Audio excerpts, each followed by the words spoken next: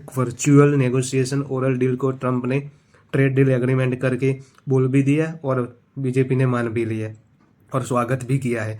ऊपर से उसमें तो ऐसा हुआ है कि कोई एफटीए की कोई अभी तक कोई ऐसी आधिकारिक तौर पे ऐसी कोई डील साइन हुई नहीं है और कोई भी ऐसा एग्रीमेंट हुआ नहीं है और हम ऐसे ही चिल्ला रहे हैं कि ऐसे जी 50% से 18% हो गया, ये हो गया, वो हो गया।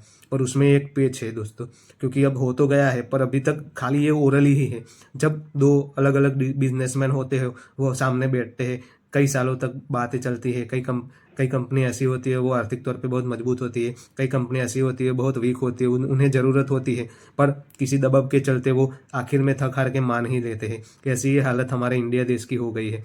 और उसमें भी बीजेपी टोटल कोई भी आंकड़े ऐसे, कोई प्रेस कॉन्फ्रेंस करके कोई भी आंकड़े ऐसे ठोस रजू नहीं कर रही है जिससे ये पता चले कि आखिर ये डील हुई है कि नहीं हुई है।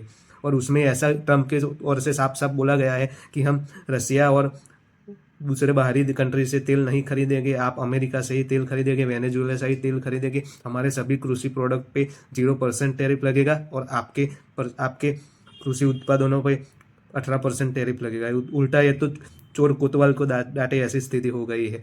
हमें हमारा सामान उन्हें ऐसे ऐसे ही फ्री में देना है और हमें उनके सामान को 18% में खरीदना है।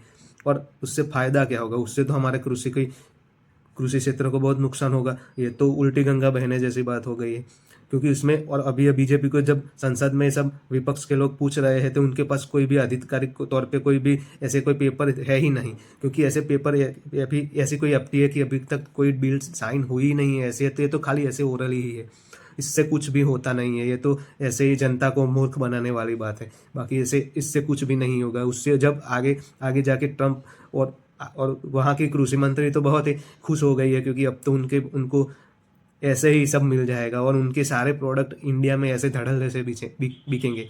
और हमें हमारे किसान नेताओं का क्या, हमारे कृषि उत्पादनों का क्या, हमारे फार्मर्स का क्या? हमें तो टोटली लॉस ही है ना। हमें फ़ायदा क्या है इस डील से? आगे जाके अभी धीरे धीरे बातें सामने आ रही है और सब जनता को पता चल रहा है कि एक्चुअल में ये हो क्या रहा है। ये तो मोदी जी अपने ही देश को बेवकूफ़ बनाने की बातें कर रहे हैं। और संसद में कल अपने वो कॉन्फ्रेंस करने वाले थे पर आए ही नहीं।